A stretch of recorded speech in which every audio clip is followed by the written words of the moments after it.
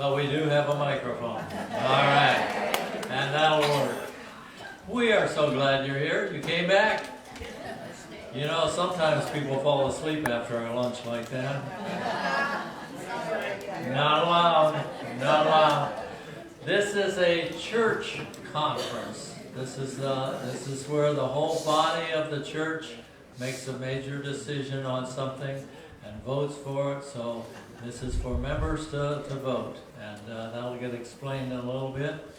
To have a church conference, our conference won't allow Kip or I, either one, since even though we're ordained elders, but they won't allow us to preside. Yeah.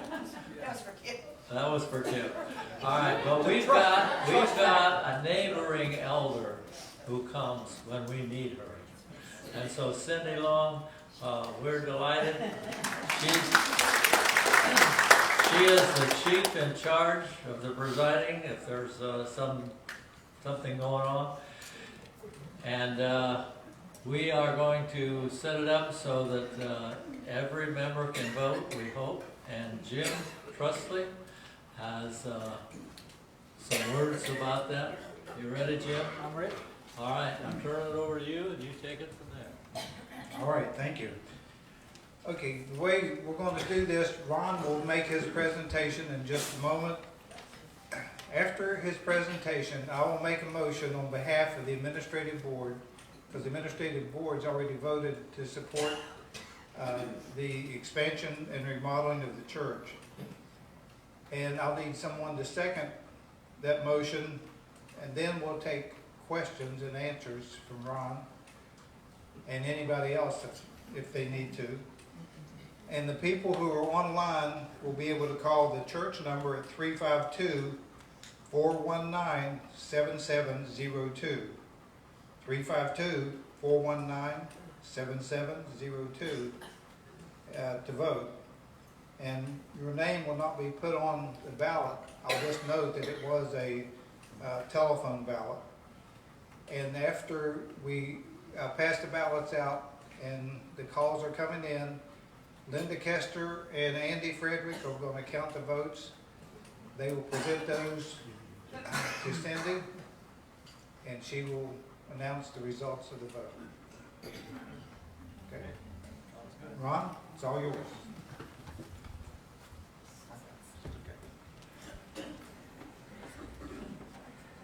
Good afternoon. Thank you so much, Jim. I appreciate that. A couple of things here. If you can see that this is the Global Methodist or Grace Methodist Church Expansion Project, and we pretty much all know that's why we're here. I'm very glad that the pastors have been talking about process, okay, and preaching about process, because the Renovation Committee has gone through a process, and I'm going to explain that process to you today, and then we're going to talk about what we've come up with. So first of all, this project started in March of 2024. I want you to know that's how long we are in, July of 2025. And we've been working on this since March of 2024. So this isn't just a, hey, we come up with an idea, this has been a long process. Just like the pastors have said, it's been a long process. And the trustees appointed a renovation committee to explore remodeling and or expansion ideas. If the committee members or anybody that's on a ministry team that's been coming to our meetings and contributing to the input, the committee members and that, could you please stand for a minute? Okay. Thank you. I did want to recognize them, but I also wanted to put them on the spot because I may have to get a few questions down the road.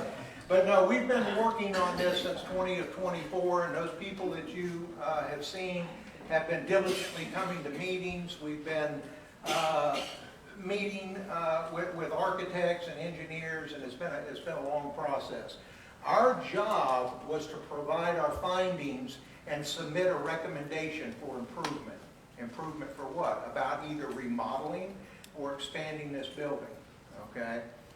The committee selected Local Engineering Incorporated. That's an architectural engineering firm out of Floral City We went through many different lists. They have experience in dealing with churches.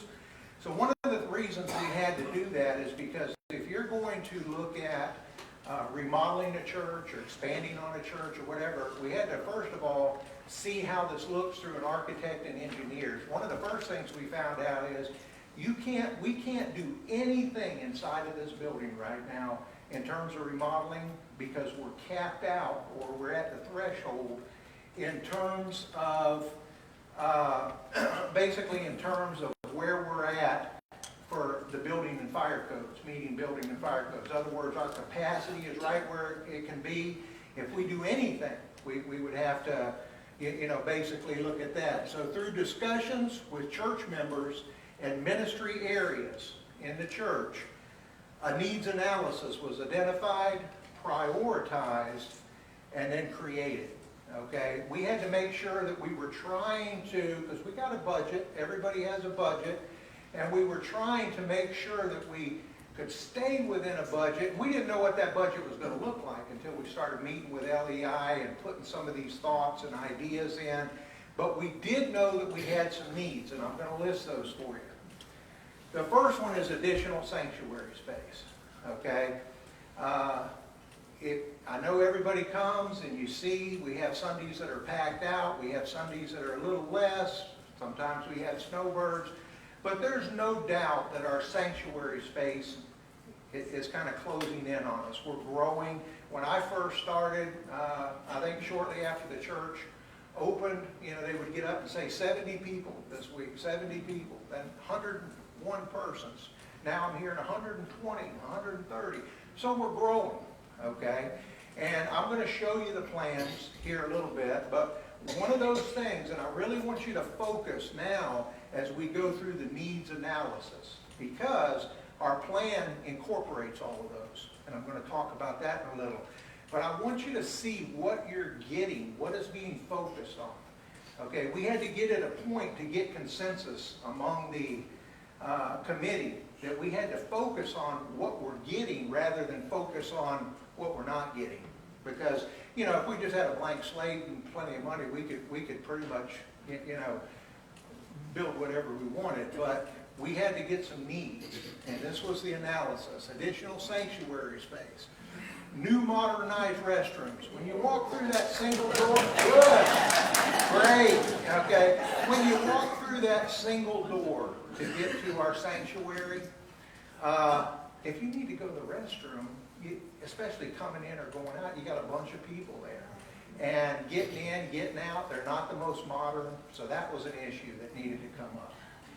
Improved modernized kitchen area. I can tell you the Veronese's, they did it today, they've done it before. We do pancake breakfast for the community.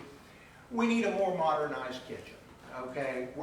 This is almost on the threshold of being a commercial building, but it was built as a clubhouse, okay? And we're getting to the point to where most churches have a modernized kitchen, okay?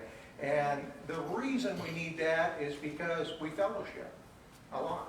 And when they go in there and they try to prepare meals and stuff, sometimes it takes them longer than they need to. Sometimes it's very crowded. So it's just one of the things that we're looking at to add some operational function to the church, something that we can look at. The other thing, I mentioned this before, the church must be building and fire code compliant. We have elderly people here. We have young people here. We're hoping to have a nursery. Anything can happen in a building. I spent 38 years in the fire service, and I ran many calls to places where people didn't think that accident was going to happen. So we have to be, plus if we're going to hire a contractor and they submit for permits, we have to have the building and fire codes met, because they won't even approve the permitting process if we don't get that in place.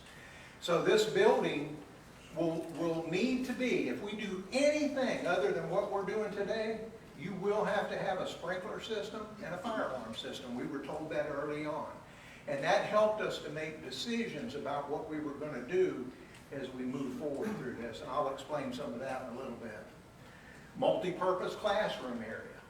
Our classroom's basically in the fellowship hall. If we want to go in there like we did today after church, we got to move a bunch of stuff around. If there were a bunch of kids in there, they'd be displaced. We needed some classrooms that are multi-purpose areas for children, complete with dedicated restrooms. The children need to be supervised. They need to be able to go into a restroom that's not running clear across the hall where nobody's at. It needs to function like a typical church would.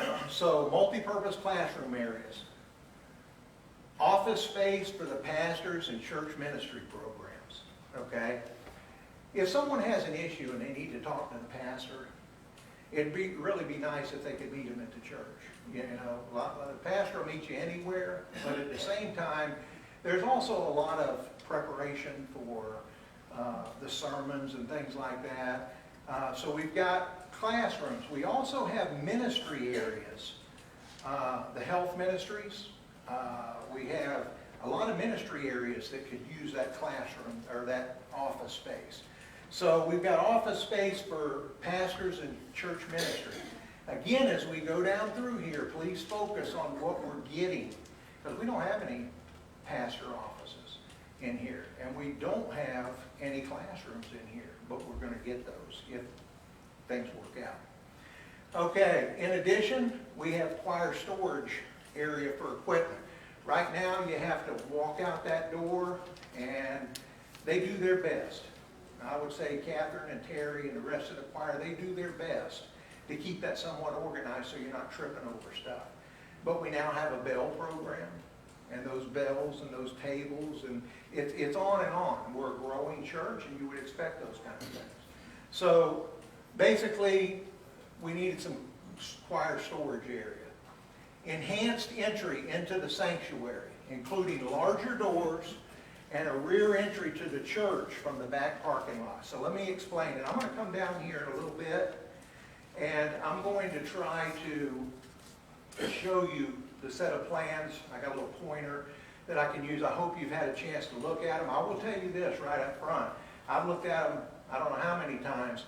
They do not do justice to what will actually happen here. Okay? They're a good representation, but what is going to happen here would be very, very remarkable. So the enhanced entry is when you first come in right now into the foyer, you have a wall there. And you don't know what's going on this side of the wall. You just know that you come in, and because you've been here, you know you're going to meander through the activity room and through the single hall with the bathroom there and end up in here. But the vision and the goal is that when you walk in, we're going to go out there in that activity room, and it's going to be a little more than half of that. There's going to be a glass wall put in there, and then it'll finish on this side with a solid wall, and there'll be double entry doors that go into the foyer. So when you come in, okay, you'll turn to the right and you'll actually see the sanctuary, which is going to be right where those bathrooms and all are. Those are all coming out. So you're going to see all the way through to this back wall, which you don't see that now. And it's going to let light in, okay? So the entryway will be dramatically enhanced. On the other side of the wall, it's going to be a hallway going out. The hallway will turn and go to some brand new restrooms, or you'll go out to a set of double doors, and if we start getting larger, people want to park, we only got so many handicapped here, we can set up our parking to where you're actually walking in the back doors. You come in the back door, stop in, use the restroom, come on in, come through the double doors into the sanctuary. So this plan dramatically enhances the entryway. Okay, it dramatically enhances the entryway and gives us an entry to the back. Okay, additional fellowship hall space. What we've done in the fellowship hall is that kitchen in there that you see is going to be gone. And in that area will be some of the pastor's offices and the ministerial offices when you first come into the church.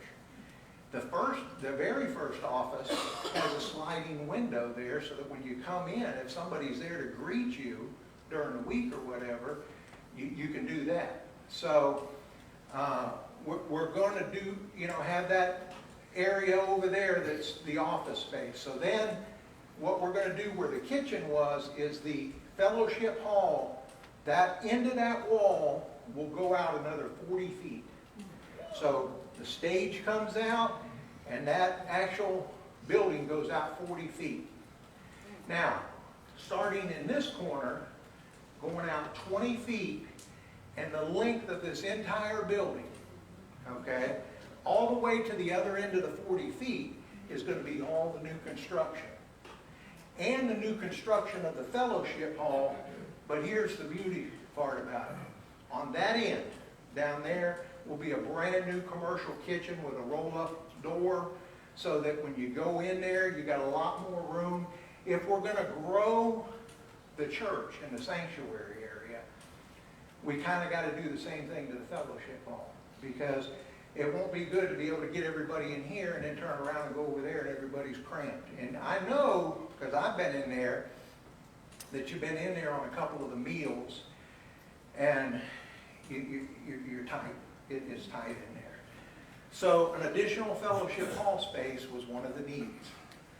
Then we talked about maintenance of the storage and the library. We have a lot of storage in the church. We need it. We're storing it now behind the actual stage. And we use some of the building out here for storage. There's cabinets and stuff, so we needed storage. We didn't want to lose our storage, and we didn't want to lose our library. There's a library back there, and now you got to go up steps to get to it. Some people in the church may not even know it's back there. Under the new set of plans, your storage and your library will be side by side, all on one level where you can access it. So those were the needs analysis, okay? We came up with what the needs were for the church. Now again, I would love to say we could do way beyond what those needs are, and someday I believe we will. But we explored several ideas to be able to get those. The first one was, hey, let's build a new sanctuary. Why don't we build a new sanctuary? So believe it or not, we looked into that. What would it take to build a sanctuary out here in this vacant lot? Well, it would be more than what we had proposed, number one, and you'd end up with a big sanctuary. No modern kitchen, no more fellowship hall. You could probably put the restrooms in there. No pastor studies, no classrooms, and you'd be paying more than what we ended up selecting as our option. Okay, we looked at these options very carefully, and we looked at them based on the needs analysis. What can we do to meet all of these needs in the church for a certain set of money? The next thing was, we said, well, why don't we remodel the current building? So we went to LEI and said, hey, what if we knock walls down and move things around, this, that, and the other? And we worked with them on a couple different plans, okay? And I can tell you, if you've got so much square footage in a building, you can arrange a wall and move a wall and change the wall and this, that, and the other, and you end up with the same square footage in the building. And so one of the problems was with that is, no matter what we did, like I said earlier, they told us right up front, you can't do anything in this building for increasing personnel, people, church members, or activities unless you come up to the building and fire code, which meant we're going to have to sprinkle this building, and it's going to have a fire alarm system in it. That right off the bat was $100,000.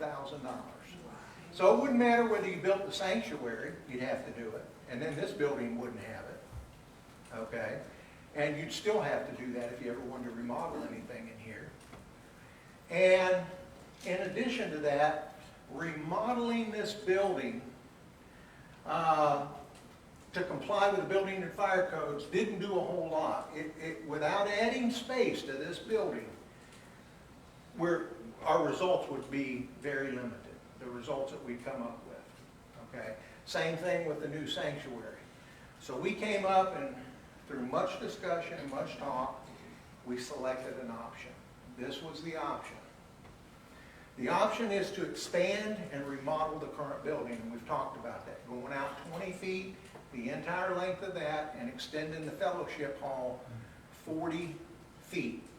Remodeling the inside of this and building all new out here.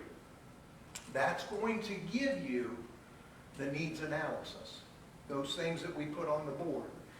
Now, there may be some things that are in your mind. You're looking on here, I wish we'd have had that, I wish we'd have had this, and this, that, and the other. And I do too. I do too. I wish we had enough room that you could barely park around here, because we're a growing church and we need it. But we got to start somewhere. And the place to start, the committee agreed to, was to meet the needs. To meet the needs in the least expensive way. Which leads me to this point. We're in the year 2025. And I know 10 years ago, 15, 20 years ago, things were a lot cheaper than they are now. So I'm going to throw some figures out here in a little bit. Please don't run up out of here and leave me, okay? I'm going to throw some information out with those figures that I think will help you deal with that a little bit better. But I'm going to say it one more time. We're in the year 2025, and we're trying to take this building, which we use as a church, but it was built as a clubhouse, okay, into a commercial church. And that's not going to happen without spending some money. And that's just, an old guy told me one time, it is what it is, and that's where we're at. So that's our option that we've selected. The square footage, this is what it will do. We currently meet in this building, and it's 5,920 square feet. Okay? The new addition would be 5,600 square feet. We're going to keep the porte-cochere outside, which is 320, where you pull up and let people off. Okay? And so your new total square footage will be 11,840 square feet for this building, instead of 5,920. So I ask you again to remember the needs analysis and remember the square footage that we're getting. Okay? And obviously I worked on this, so I'm an advocate for it. I love it. I think it's a great plan. But I'm not casting your vote, and I'm not trying to sway you. What I'm trying to do is present the information, because I said in the beginning, the committee's job was to give the recommendation. And that's what we've done. That's what we've tried to do in the best way we knew how. Okay? So the committee recommendation, let's talk about that for a minute. Once we got consensus, and once we understood and met with LEI and had the plans and had an idea where we're going, first thing we did is we brought it back to the trustees, because they are the ones that put the recommendation or the renovation committee together. And we showed them everything. Okay, this is our recommendation. Not telling you you got to do it, not telling you this is the recommendation. Okay? And when we did, they approved it. We got approval. Okay? So then they also authorized us to move forward to the church administrative board. We came to the administrative board and we're showing them exactly what we're telling you now. Okay? Hey, this is the recommendation. This is the idea for remodeling and expansion. They approved it and said, here's what you need to do. You need to make this presentation to the congregation, and then we need to put it up for a vote. Okay? That's what we're doing right here today. So this is part of that process all along that's been going on since March of last year. Okay? That's what we've been doing. And I can tell you that that time went by relatively quick for the committee. Probably took the people in the congregation, well, when are they ever going to come up with a plan? I know they're working on one. Okay. The same thing happens with construction. Okay, I was a fire chief. I built fire stations, and I always wanted one. Yeah, let's do it. Okay, I want to see it tomorrow. But it takes time. Okay, there's a process. All right, so ultimately, we put the presentation I wanted to show you these floor plans, and I'm going to come out here and pinpoint some of the stuff that we're doing, because you can't see it real good, and again, it's very difficult on plans sometimes. And if anybody would like to walk through at any time and see what we're doing and what, you know, just what's in our mind about this, be happy to do that with you, any person. The front elevation. One thing I'll show you on here, you're going to have 2 windows. In addition to a front wall that's windows, you have 2 upper windows on this wall. That's what you're seeing over there. We're also going to put 2 windows in this end. They just got left out. That's one for the kitchen and one for the actual fellowship hall. So it'll look more uniform across the front, but there's our glass doors going in.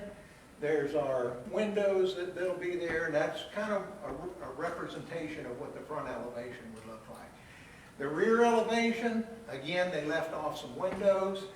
There's going to be windows where the classrooms are. Won't be one down where the storage is. Won't be one where the library, but there'll be 2 up there where the classrooms are. And there may be a couple over here. We're going to be real careful not to put windows in where we're doing storage of wire stuff. Something that could be, you know, somebody might break in or something like that. But so this is the north and south elevation, okay? The one closest to me would be the one you see when you come out of the parking lot, okay? And you could actually come in those doors on that end down by the fellowship hall. You'll also be able to come in 2 doors, those 2 double doors in the back, okay? So you're going to have more entrances into this building. One of the needs assessments was to increase the entryways into the building. So the other elevation there will be the one that you're looking at if you're standing out here at the garage looking at this end of the building. Okay? So here we go. All right? First of all, let me say this, because I think I do need to preface it with this, because I've been kind of studying a little bit about what's going on, okay, with the finance and asking questions. And okay, so first of all, we didn't know how we were going to pay for this building. We were in here leasing it. It came up for sale. We didn't have a long-term at the church. Didn't know if we'd get a mortgage or whatever. Started a, what was it, $89,000 fundraiser. And the next thing you know, we paid for the building. So I can tell you that since we've been here, and it's not been quite 2 years yet, right? 2.5. Okay, I'm sorry. All right. So from the time we've been here, not only have we raised enough to pay the building off, but we've also raised $591,000 that's sitting in the building fund as of right now, okay? And that sounds great. But in the year 2025, with all these additions, there's something else I'm going to have to show you. That's the projected cost. Okay, the projected cost, don't let this shock you, is $1.2 million, okay? Now, that is inclusive of a lot of things. It's inclusive of the fact that there'll be a contingency that's included in that. They get into a wall. Any contractor, we bid this out professionally, they're going to want to have a contingency fund. If not, you're going to get a change order and it comes right out of the budget for the building. So we put a contingency in there. We may save it. They may come through here and build all this and say, hey, no problems whatsoever. Or they may find a problem. 1, 2, 3 problems. Whatever the problems is, that's what the contingency does. They dip into that instead of dipping into the budget, so we don't end up missing a window out of here because we needed to close the job. So the projected cost, now I have been told this too from finance. That number of 591, that was taken from the last admin board meeting, and it's gone up a little bit. Okay? I didn't really get the specifics, but it's gone up some. Okay, so that it's moving up, it's creeping up, but that's what we had. Okay, so funding needed to proceed $608,457, meeting all those needs analysis, adding almost as air conditioned square footage as we got right here, right now. It's a lot of money. It's a lot of building. Okay, it's a lot of building, and you cut some building back, you cut some money back. You increase some money, you increase some things that you can do. But doing what we need to meet those needs analysis, that's the difference right there, $608,000, okay? $457.68. So that's kind of where we're at right now. Needing to either raise it, mortgage it, don't do it, but it's my job to give the recommendation. And the committee, all those people you seen stand up, been working hard on this, and I think it's a good recommendation. That's, you know, just one thing that I would add. So what's next if the vote passes? What's next? Well, for the church body, whatever happens, we thank God. We thank God that we got a building that's paid for. And we're still in here. And we've got all the reason in the world to thank God up in heaven and His Son Jesus. And we pray, and pray some more. Why? Because if the vote passes, we want this to go well, very well. We want this to go off very well. And we need all the prayers we could get. This will be turned over to finance if the vote passes, and they will come up with the ways that we will try to generate the funds to do the project. Now I want to step back because Pastor Kip asked me a question the other day, and his question was, can we start right away? Can we start right away? Do we have to wait till we get that 600 and whatever thousand? Well, we could do the sprinkler system, and we could do the alarm system and have it stubbed out, ready for the new construction. So that's $100,000 to get it started and work with a contractor to get this building done. But I'll say this, that in order to get serious with a contractor and put out a bid process and those kinds of things, we're going to have to figure out how we're paying for it. You know, if you're going to build a home for you and your family, you kind of got to know where it's coming from, okay? So, and then get ready. If the vote passes, we better get ready because some things are going to happen with the finance committee, with a lot more planning. And that's where the renovation committee comes in. Our work won't end at that point. Number one, we're waiting on the vote. We're going to wait the minute this presentation's done. We're waiting on the vote. We're going to thank God and pray if it goes either way.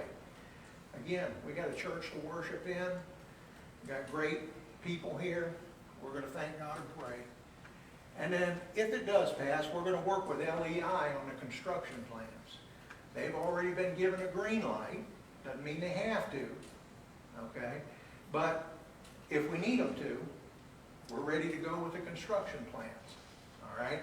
The construction plans are the real nuts and bolts of what this plan is, meeting the needs and stuff, extending the building. Okay, we're going to build it out of concrete block, and we're going to have these trusses, and it's very, and the contractor will use those plans to submit for permitting, at which we know permitting wouldn't have been done unless we got the construction plans that's showing all where the sprinklers are going to be and the fire alarm and everything. So it would, the goal is for these plans to go through and for us to be able to actually do what we say we're going to do.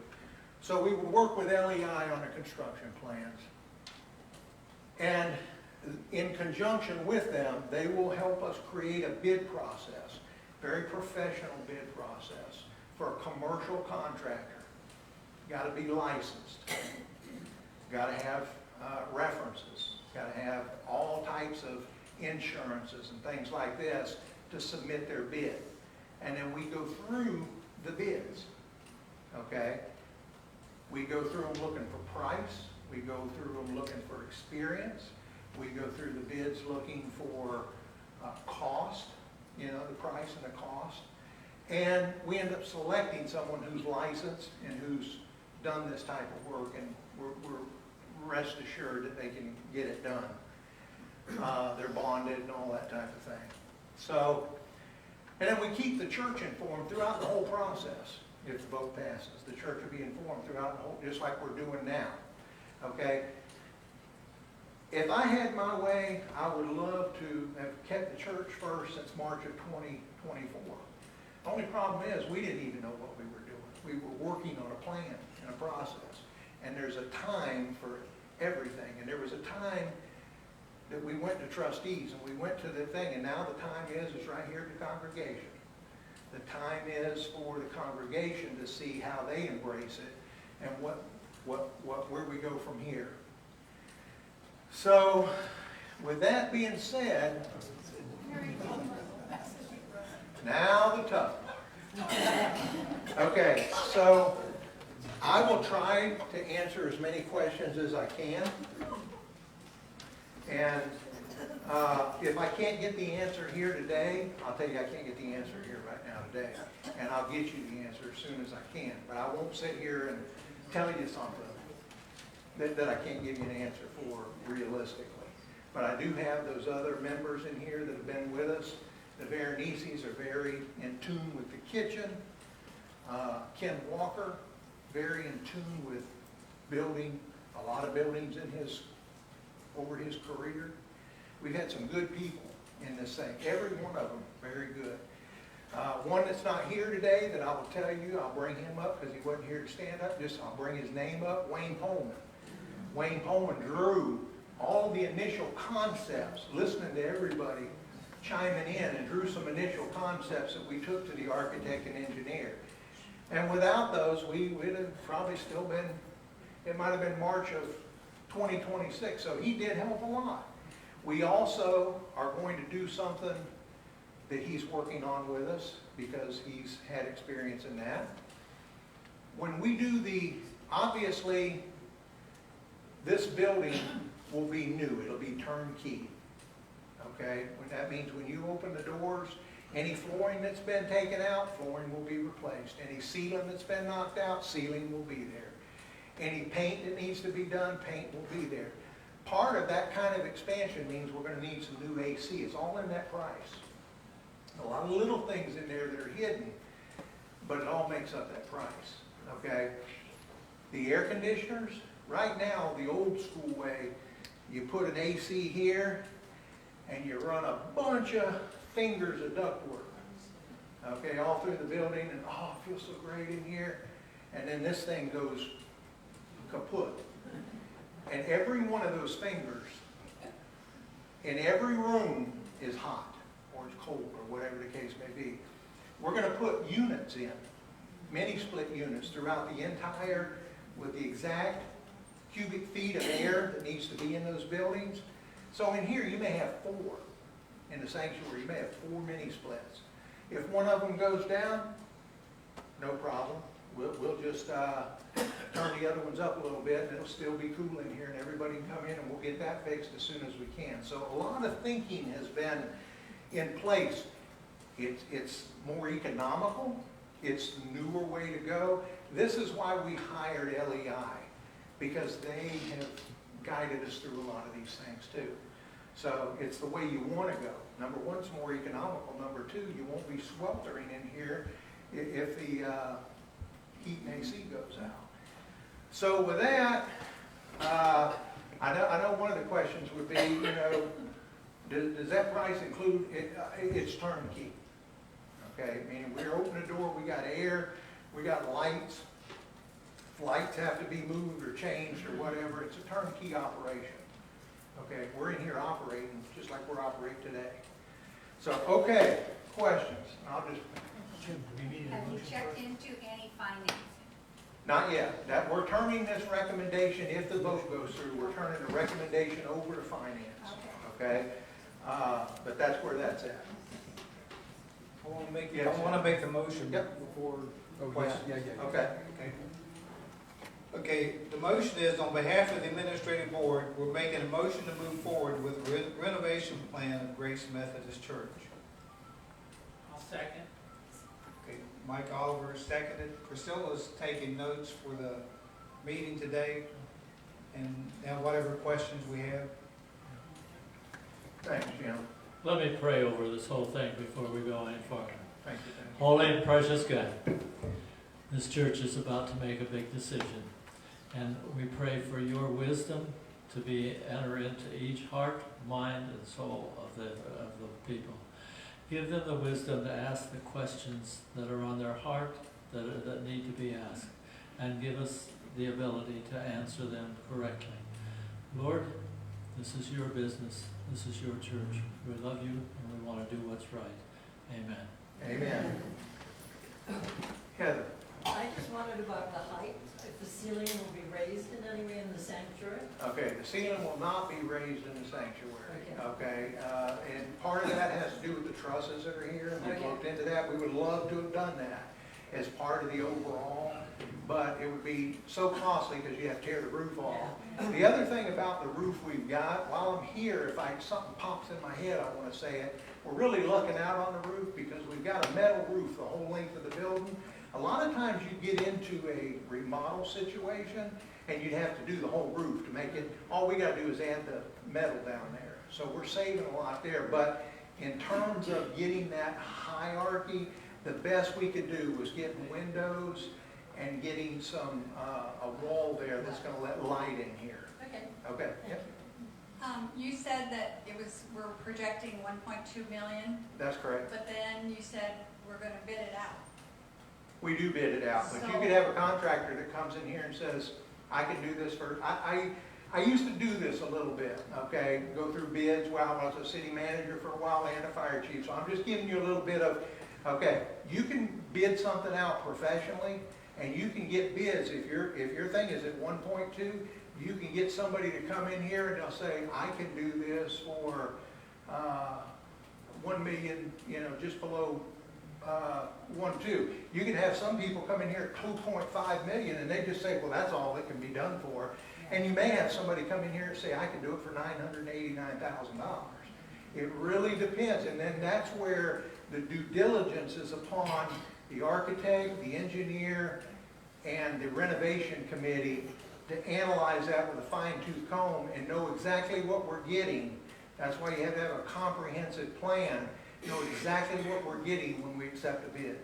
I think things always seem to overrun, so I just think we need to plan on it being more than 1.2 million. If it's not, great, but it might be more. I wouldn't argue that point at all. I mean, they started talking 1 and I did the 1.2 because I know we need a contingency. Do you anticipate any problem with asbestos with the flooring? I really don't. Based on the year that the building's built, I don't think there's any asbestos in the walls unless it was some kind of specialized, most of your insulation is going to be fiberglass or blown in paper. I was thinking about the tiles on the floors. They look old, like they could be. Yeah, something that we'll have to look at, for sure. Like I said, I don't anticipate that, but at the same time, and Ken, do you have any? Where's Ken at? Ken, do you have any thoughts on that matter?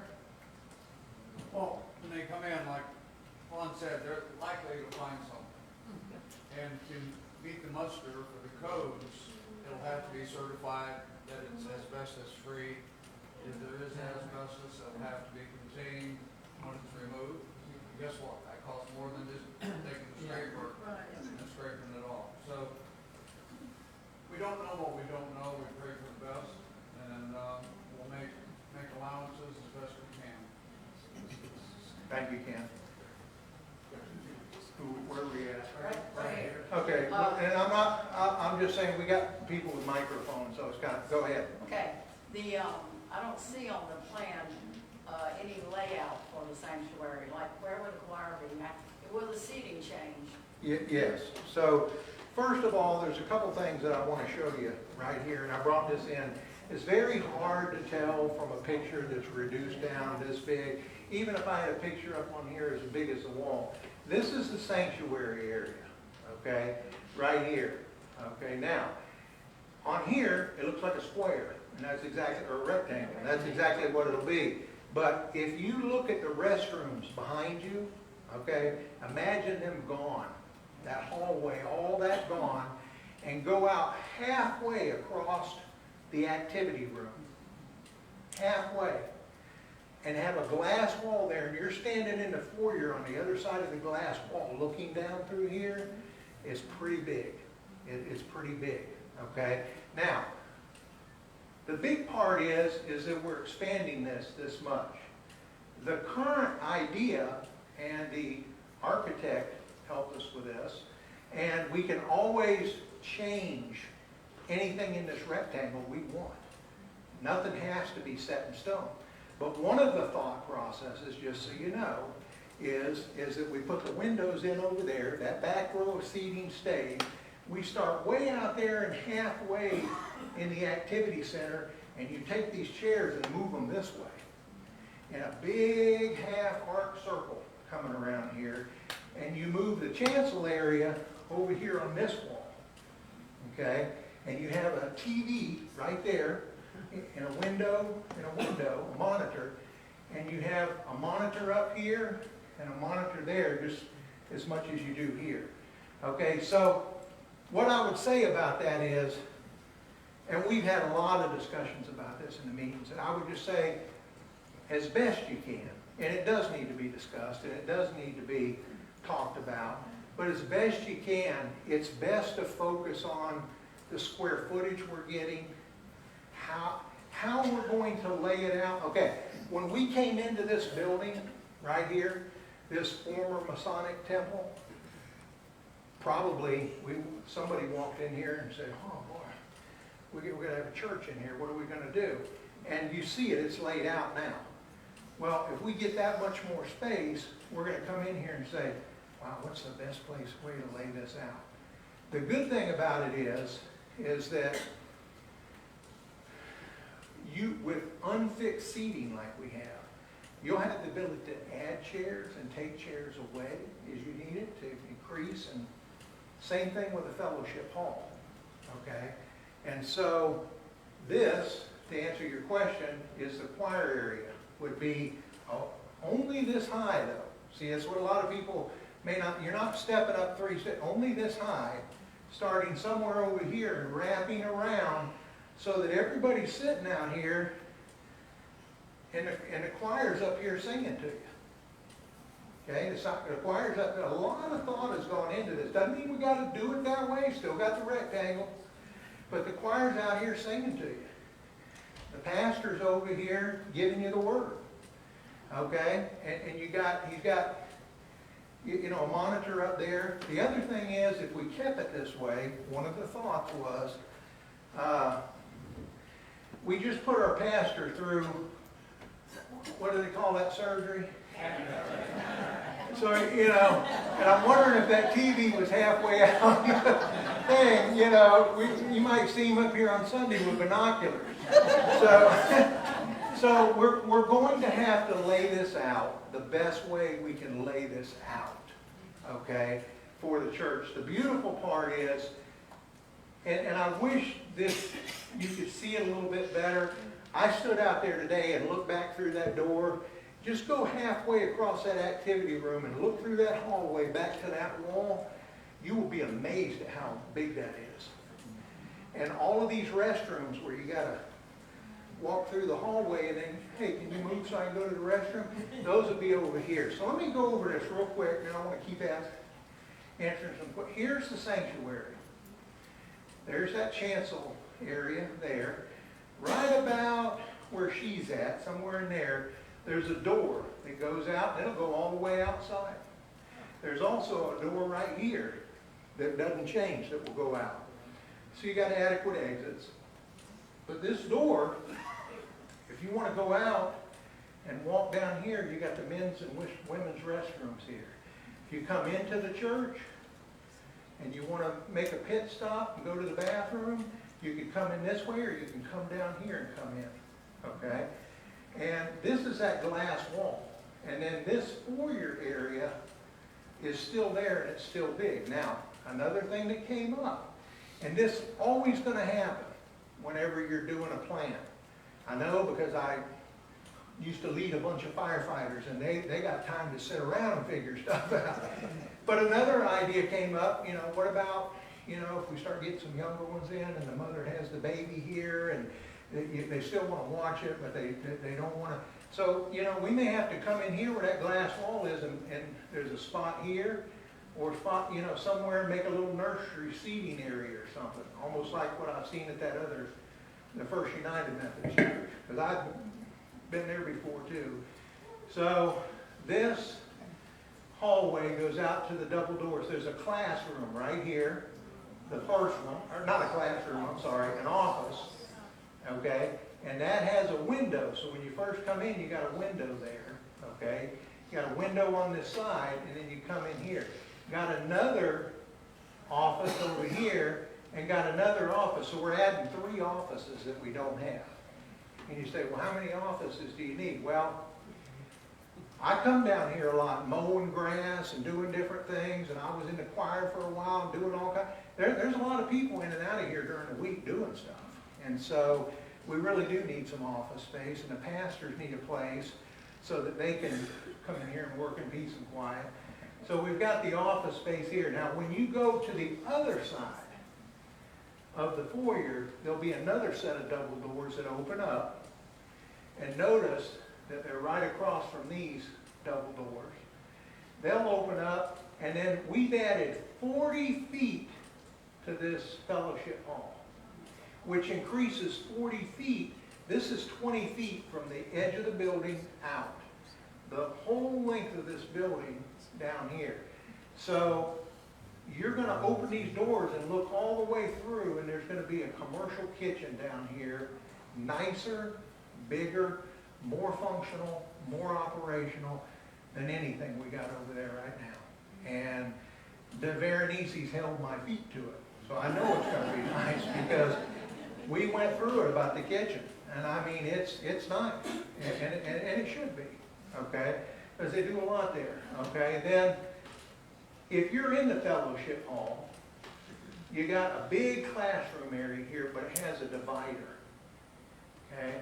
And you can divide this. You can have a Sunday school room here. You can have a kid's nursery. But you got your bathrooms right here, okay? You have a library there, and you have the storage square footage here where they store the tables and stuff. So this could be empty if you needed it to be. And, of course, we're going to put, you know, a couple windows, one in the kitchen and one here. We're going to put a couple back here in the classrooms. This side, I don't think, and I don't think we'll do it on the choir room, but over here in the kitchen, there was a single door, so we talked to them, and we'll put a double door there so you can get appliances in and out. There's a lot of these things come up. Yes, John? Coffee bar. Don't forget to tell them about the coffee bar. Yeah, well, can you tell them about it? Because I'm not up. Just tell them about the coffee bar. There's a coffee bar here. It's right outside the kitchen. Right here? Yes, and it's gonna have with coffee and drinks are stored with, there's gonna be the cups, cabinets underneath, and at the top, we're gonna have all kinds of storage for the coffee and the cups and everything, so that anybody wants coffee, it's right there. Don't have to come in the kitchen. Yeah. Stay out of the kitchen. So, okay, we're back to questions, kind of. So, Al? Ron, I'm not sure this was brought up in our meetings, but Okay. since we are in a residential section, do you think there'll be problems with permitting since we're wanting to do a commercial type building? I don't know if we specifically address that, but I don't think that there will be, because this piece of property got a CO when we came in here, a certain amount of things we had to do, and Bob went before the county commission. They knew this was going to be a church. They approved it and sanctioned it as it is 4+ acres out here. You guys have some responsibility. We want you to put in some landscaping, which they've asked us to do. We're in the process of working on that through the trustees, but I don't think it's going to be a problem. I really don't. The only thing you're going to see different from the outside is, number one, that hideous, I shouldn't say that, but that thing out back. It's used as for a pancake breakfast, but it's just kind of there, and so that would come down. And this building would come all the way across, and then that nice metal roof from the back would come down, and then it would break out and come out. So it would be all metal roof with some windows. And so it's really not going to change the facility that much in terms of, but it's going to change the operational function in here from what was once built as a I use the word clubhouse, but it was a Masonic lodge, a lodge, to actual, more like a church and what church functions do. Ron, Yes. were the acoustics discussed at all? We've recently started talking about the acoustics, that we need to look at this sanctuary. Ken brought that up to me, and it's something that we're going to look at, okay? And see, number one, how expensive that would be and what we could do, and, you know, while we're doing it. That's another thing too. You know, we did our best. LEI puts all this stuff in a computer, okay? And they already have other churches' information in computers. They have commercial builders in the computer. So they can go, and when they draft this out and say, we want to go out here 20 feet, the length of that, it's going to take 2 windows, this many doors. They punch a button, and they can pretty much tell you what the average cost is going to be to do that. And it's a realistic average cost in Citrus County. So we've done the best we can to get to that. The only problem is things like the acoustics and stuff, it may go up, it may go down, and to her point, you may need to add a little or take a little, and we talked about it, even in the kitchen, we had spec'd out all new appliances. And they said, hey, you know, if we need to get some, you know, a few, either get some used or leave one out until we get to a certain point and buy it. You know, our job will be to try to keep it in budget, and if it goes out of budget or needs something or somebody comes through, we can communicate that, okay, as we go all along. Because our goal is not to come in here and say, hey, we're going to try to build a building for 1.2 and it costs 4.8. You know, I hope that don't happen from what we've got. Yeah. Yeah, I see. I was just sitting here thinking about it, like, I'm an old insurance guy. Mm-hmm. And anytime that you bring a building up to code and also have fire suppression in it, you also affect your insurance premiums when you prove to your insurance company that these things have been brought up to hurricane code and fire codes. I should have brought that up. My dad just talked to me about that. And it before I got will, up here. you know, I'm an old med agent, MedLife, Yeah, and it will affect your premium. and will reducing help- it. It will reduce it, correct? So there's 3 benefits there. There are some benefits in there. Yes, My sir. dad was a fire inspector for, you know, many years, and he just told me that before I got up here that, you know. Wanda, Okay, we all know how blessed we are in this church, and we are continuing to be blessed because we just got a pledge of $100,000 to the building fund. Oh, my God.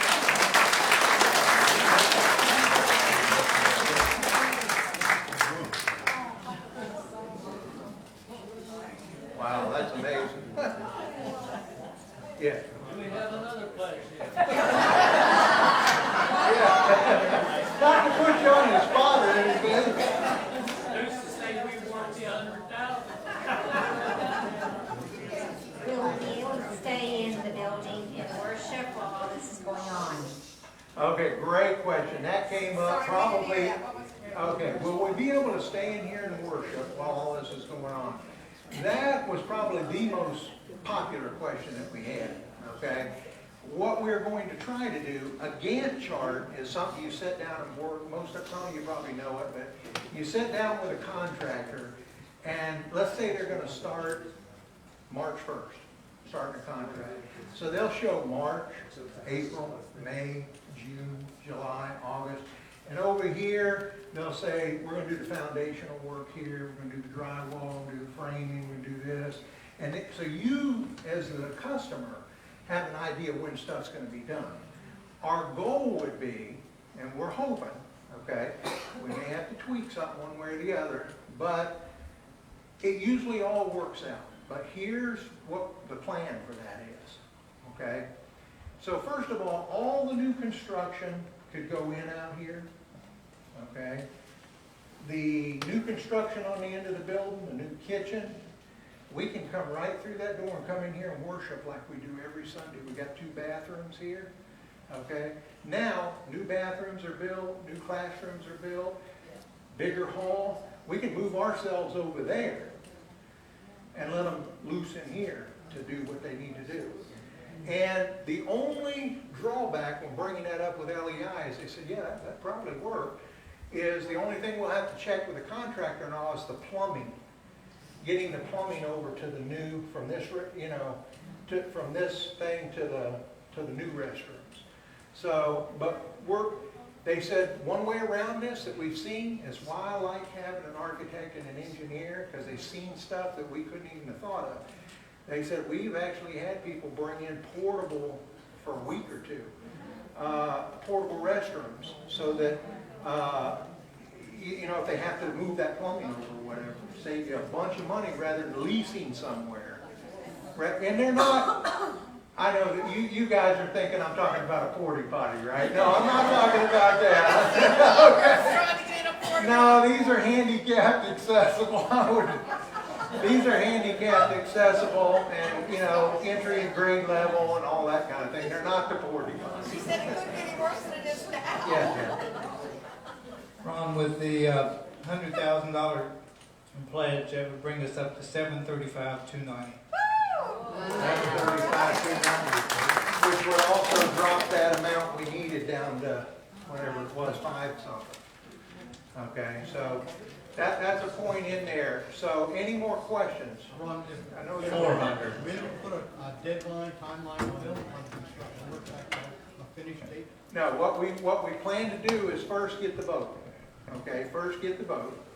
Then the plan would be, if it's yes, okay, the plan would be to go back to LEI, the renovation committee, sit down and say, hey, we've got trustees, administrative, congregational approval, we've got a certain amount of money, we're ready to start looking into, let's get the construction plans going, this, that, and the other, we're going to need to get bid documents going, those kinds of things. Now, it really won't be until you sit down with a contractor that you select and you say, okay, according to your bids, you're going to give us a Gantt chart. You're going to tell us when you're going to start. You're going to tell us how long it's going to take. You're going to, you know, and a lot of that will be in the bid process. We expect it to be done in this amount of time. And they'll put it in there that, you know, excluding an anomaly, like we had a hurricane come through and it knocks us out for 3 or 4 weeks. But it'll be bound by contract that a certain amount of stuff has to be done. Okay? So, that's when that'll come, just so you're aware. Hey, how you doing? So that's when we'll know more about that. Right. Okay. Right. Here. Hey, yeah. You got something on your mind? This will come out, this comes out this far, and you're out here, this far. You lost all of this for seating. What comes out? Chance. Yeah, it comes out, but the seating's gonna go all the way back to this wall. It comes out. I'm just saying it's lost here. No. This will be the front of the church. The chancel will be right here. All that will be seating all the way around. I'm just pacing off from that wall to here. You got a different time, but you're Goes going out, out. if you start from there over to here, you're about, Oh, so that's lost for seating, that's all I'm saying. Wayne has done a very good job of drawing out two different options of the seating one way and the seating of just keeping it length. We can go either way, and we've got the flexibility to do that. And we'll just have to figure out how the best way to use the space that we've got. The best drawing we saw was just like Ron described it, a circular around, keeping the blue seats in the back, and that's how we can get the most use and keep it, I like to call it more family effect, neighborhood type of thing. So if we just keep it real long and narrow, it gets a long way back. Yeah, no doubt. Yeah. It's a long ways back. So we're making, what they've laid out here is the best use we've got. Square foot. let's just point this out. Ron, yes, Karen. Actually, what I wanted to say is you put in, we've already invested quite a bit of money into getting the opinions of all these experts and putting this together. That doesn't take away from what we're projecting. Doesn't take away from it. We've actually already appropriated the funding for the drawings up through the construction and the permitting. We haven't paid them all of that yet. We've paid them as you go. It's been a pay as you go through the trustees that, you know, we agree to do something, then we go get, you know, we first started with a site plan because we actually did not have a site plan of this building. And so we did a comprehensive site plan, which drew the sites up where the electric's coming in. Then we did an actual, the name of it, it's just, well, we did an actual building, a scale to this building. So we had that plan, that set of drawings, okay? So that we had the site plan and the actual building drawn out, first of all. Then the second plan is to start, they started giving us conceptual ideas based on our input to them.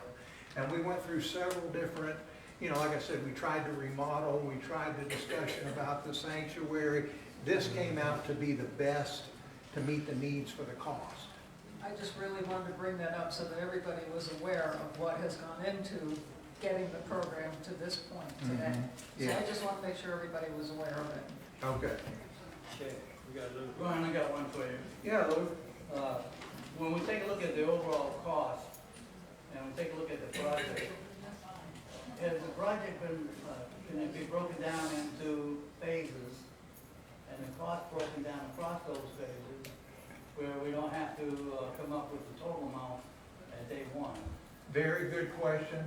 Okay. And that's kind of back to, I was talking with Pastor Kip about that at one time. Can we start now, or do we have to go, or whatever? Here's the tough part of that, okay? The tough part of that is, if you're gonna, and for lack of a better term, forgive me, if you're gonna piecemeal it, or phase it, whatever you want, okay? The problem with that is, are you gonna keep the same contractor? Is the same contractor gonna be interested? Are they gonna know what the previous contractor did? The other thing is, every single day, and every single week we come in here and worship and we leave out and we, you know, it's all hinges on decisions, okay? And the decision is gonna go up over time. So when that figures at 1.2 and you say, well, could we do this? There's a possibility we could. But when you talk to the people like Ellie and I, and you talk to a couple of commercial contractors, even though they're in it to make money, okay, most of them will shy away from something that you're gonna be breaking it all up. They want to know what you're doing. You know, they want to have an idea. And so it's sort of like if you were going to build, the easiest way is an analogy. If you wanted to build a house for your family and you want a three bedroom, 2 bath, and you come in and say, hey, can you build the family room and 1 bedroom and a bathroom, and we're going to live there for 2 years. Chances are is that contractor's going to come back and finish that house out for you. And if he does, you probably would have spent way less if you would have just got it done the first time. So I hope that answers that some. But that has been talked about. Okay, we got This is July, and I did Christmas in July.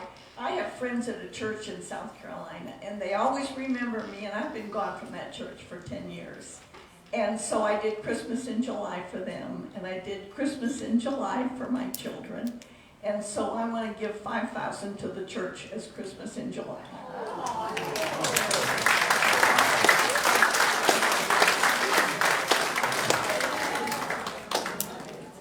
Hey, Yeah, well, we had talked several times about generators. Is that in the figure, or? that was a figure outside of where we were, to be honest with you. So here's the question. Lon is part of the feeding ministry, or the cafeteria and all of that. He helps with all of that, and we've had them come to meetings just like the choir and different ministry areas. So one of the things that he's asking is, we thought about, you know, we're doing helping hands ministry now where if someone needed to come here and get a meal or, you know, during a hurricane situation. The long story short was the conversation came up about, do we need a generator to run the kitchen and the lights and the this, that, and the other? I would say absolutely we do, but it really wasn't in that figure. So I couldn't stand here and say, yeah, we just throw it in there or whatever. So I did look at that a little bit, and I'm trying to think of who I talked with it.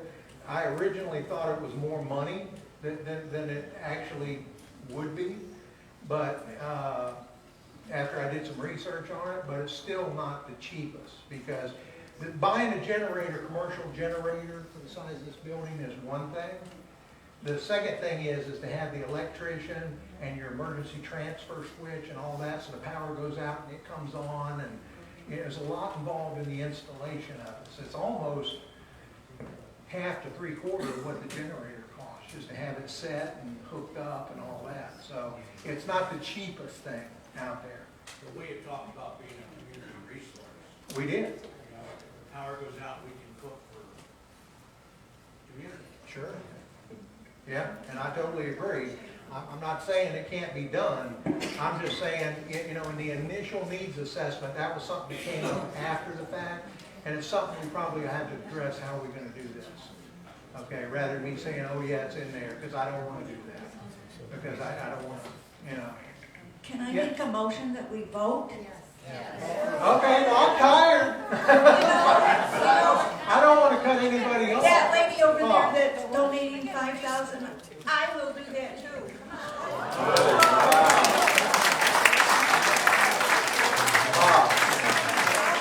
Is there anybody else? Barbie?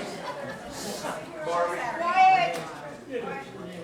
Quick question, LEI, do they have contractors, subcontractors and all that they can help?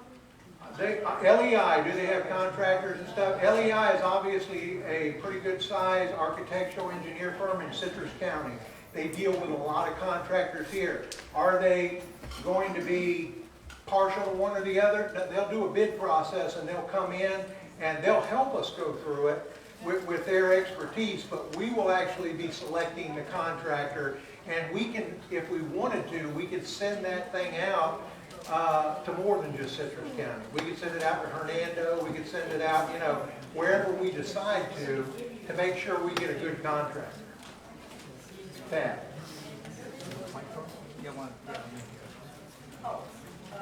Ken will have to help me on this one, but I believe contractors have their costs in there. And sometimes they will tell you it's 10%, 20%. And also the reason you don't do a piecemeal is because you need the plumbers and the electricians. They won't come in now. No, I think, you know, and I thank you for that. Pat brought up a good thing. It's just really the phasing and the piecemeal is a very difficult situation to get into, where we'll be left with a lot of unanswered questions if that happens. Okay, the ballots are being passed out. It's a yes or no vote. And Priscilla, you going to collect ballots also? Andy, where's Andy? No, one vote per member.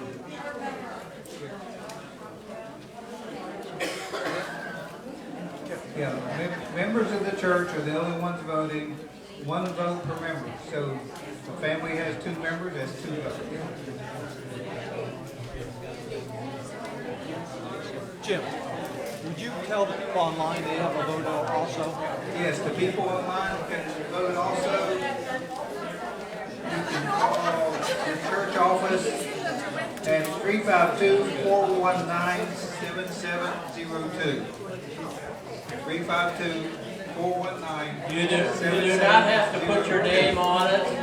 Yeah, do not put your name on it. Does anybody need any more? But if you're not a member, don't vote either. Members only. Members only.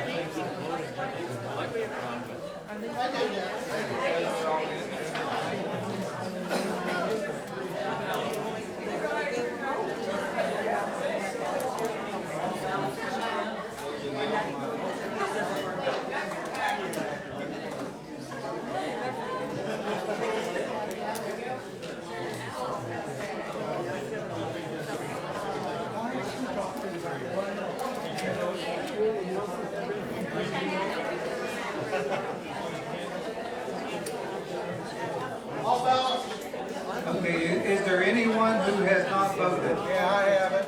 Right here. Oh, I got mine. Get the proxy. Anyone need a ballot or anyone who did not vote? Okay, Andy? Okay. Andy and Priscilla are gonna count the ballots. Linda. I'm sorry. Andy and Linda. Jim, should we vote on them, to be honest, to count votes? They're bonded. No, they're not. Good enough for me.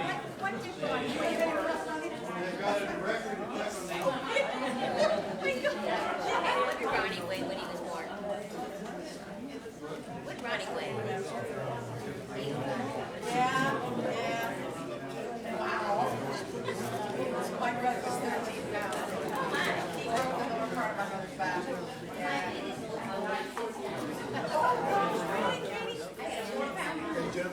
What's that number?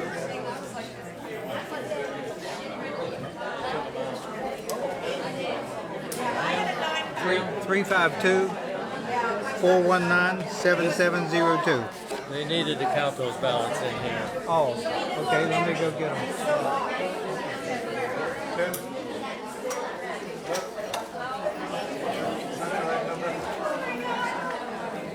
We survived it. 419-7702.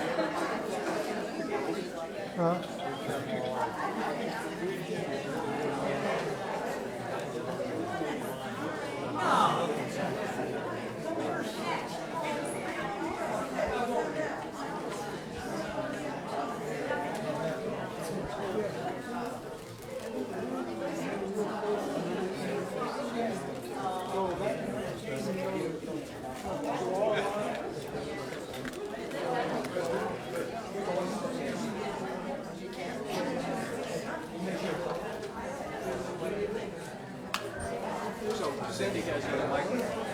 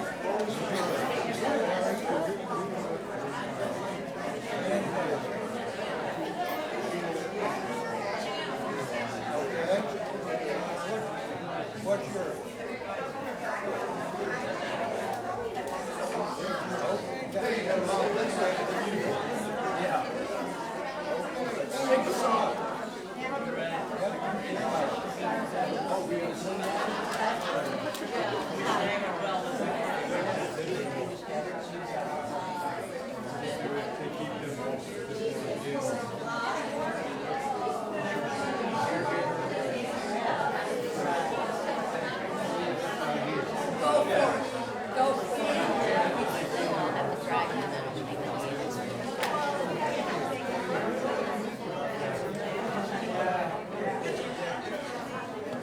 man, did they people vote Oh, my phone. Okay. Well, I got. Did you let? Yeah, I let him know. Yeah, that was just one, but I got. Yeah.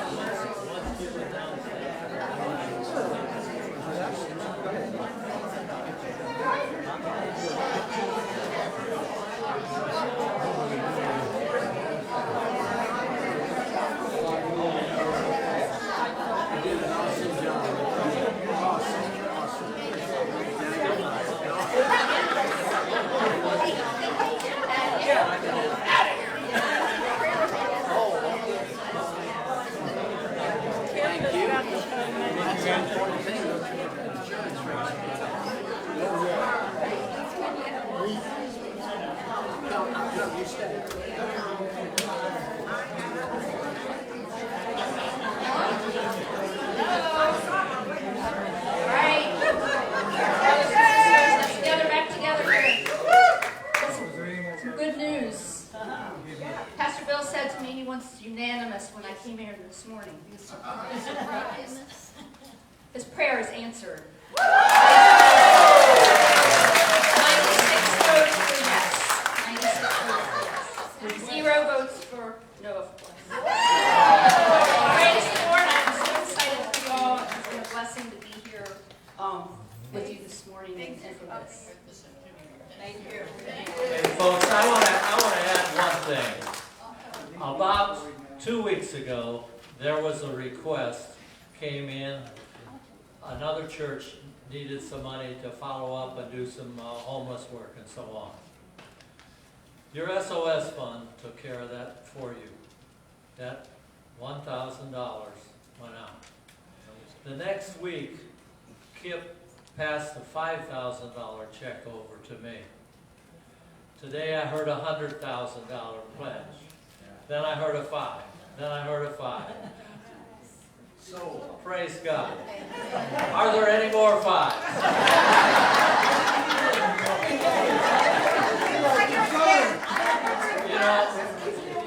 You know, you absolutely cannot outgive God. And so I think in my mind that's registering about 450 or 460,000 left. And I think that's going to come from somewhere. And if not, I think the bank will handle it. But I think we're going to be on our way to construction before long. Holy God, precious God, thank you. Thank you for the generosity of these people. Thank you for the gifts that you've given them and the gifts that they've shared with us. You are an awesome God, and this is one awesome congregation. Grace is the place. Amen.